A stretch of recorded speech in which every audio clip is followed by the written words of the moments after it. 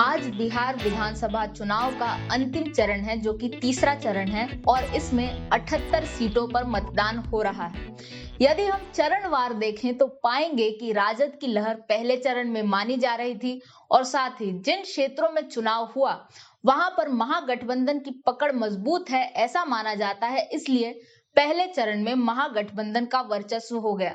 वहीं दूसरे चरण में जो लहर थी वह एनडीए के पक्ष में हो गई, जिसमें एक बहुत बड़ी भूमिका निभाई प्रधानमंत्री नरेंद्र मोदी की रैलियों ने और साथ ही जिन क्षेत्रों में मतदान हुआ वहां पर एनडीए की पकड़ मजबूत मानी जाती है, इसलिए दूसरे चरण में उसका वर्चस्व हो गया।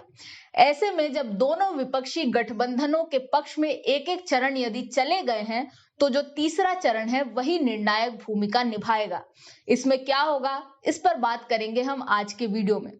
यह जो मतदान हो रहा है यह सीमांचल, मिथिलांचल, चंपारण आदि क्षेत्रों में हो रहा है और पारंपरिक दृष्टि से देखा जाए तो यहाँ पर मुस्लिम यादव वोट बैंक बहुतायत में है। ऐसे में महागठबंधन के लिए ये लाभदायक होना चाहिए, लेकिन क्या ऐसा हो रहा है?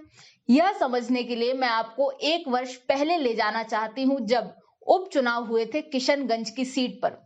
तब पहली बार बिहार की विधानसभा में गया एआईएमआईएम का एक विधायक और उसने हराया था कांग्रेस विधायक को, जो कि कांग्रेस की सीट रही है कई दशकों से। ऐसे में इस जीत को छोटा नहीं समझा जा सकता और तब से असदुद्दीन ओवैसी बिहार में भरपूर प्रचार कर रहे हैं, प्रयास कर रहे हैं और चाह रहे हैं कि उनकी पार्टी इसमें गहरी पैठ बनाए। साथ ही 78 सीटें ऐसी है जिसमें माना जाता है कि बिहार की औसत मुस्लिम जनसंख्या से अधिक मुस्लिम वहां रहते हैं और 24 सीटों पर एआईएमआईएम चुनाव लड़ रही है, जिसमें से 19 सीटों पर मुस्लिम निर्णायक भूमिका निभाएंगे। ऐसे में मुस्लिम वोट बैंक महागठबंधन के पक्ष में कितना जाएगा, यह एक प्रश्न बन गया है। साथ ही यदि यादव वोट बैंक की बात करें तो पप्पू यादव की जन अधिकार पार्टी है जो उन्हें चुनौती दे रही है और कुछ वोट बैंक में सेंध तो यह लगा ही सकती है। ऐसे में महागठबंधन के लिए तीसरा चरण चुनौती से भरा हुआ है और साथ ही यदि हम पूरे चुनावी परिदृश्य में देखें तो जो गठबंधन जीतेगा उसकी सफलता इस बात पर निर्भर करती है कि पार्टियां एक दूसरे को वोट ट्रांसफर करने में कितनी सफल हुई। यदि हम इस आंकड़े को समझना चाहते हैं तो 2014 के लोकसभा चुनाव में चलते हैं, क्योंकि वहां पर बिहार में तीनों महत्वपूर्ण पार्टियों ने अलग अलग चुनाव लड़ा था, यानी जदयू, राजद और भाजपा। वहां से यदि हम वोट बैंक उठाएं और 2015 के बिहार विधानसभा चुनाव से तुलना करें तो पाएंगे कि जो महागठबंधन बना था जदयू, राजद और कांग्रेस का, उसमें थोड़ा सा वोट लीकेज हुआ था, यानी पूरी तरह से वोट हस्तांतरित नहीं हुआ था, जिसका कारण यह है कि जो जदयू का वोट बैंक है दलितों का, वह यादव के साथ नहीं जाता और इसलिए यह हस्तांतरित अच्छे से नहीं हुआ था।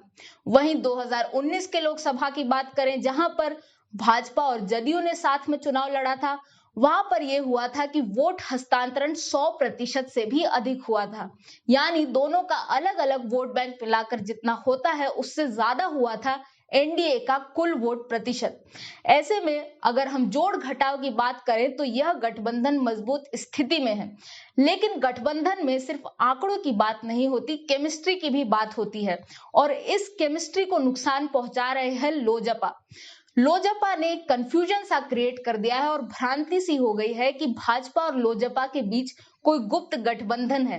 ऐसे में भाजपा और जदयू के बीच जो वोट ट्रांसफर एफिशिएंटली होना चाहिए था वह शायद नहीं होगा और कुछ वोट ऐसे होंगे जो लोजपा के पक्ष में चले जाएं। लेकिन साथ ही कई जगहों पर लोजपा महागठबंधन को भी नुकसान पहुंचा रही है और अंतिम निर्णय क्या होगा वह तो हमें 10 तारीख को ही पता चलेगा। लेकिन यदि महागठबंधन को जीतना है तो उसे चाहिए कि कांग्रेस की एफिशिएंसी बढ़े, यानी स्ट्राइक रेट। जिन सीटों पर वह चुनाव लड़ रही है उसमें से कम आधी सीटों पर वह जीते और ऐसे ही यदि एनडीए जीतना चाहती है तो उसे चाहिए कि जदयू की एफिशिएंसी अच्छी हो। यदि हम पुराने आंकड़ों की बात करें तो कांग्रेस की स्ट्राइक रेट मात्र 12% रही है, वहीं जदयू की 72%।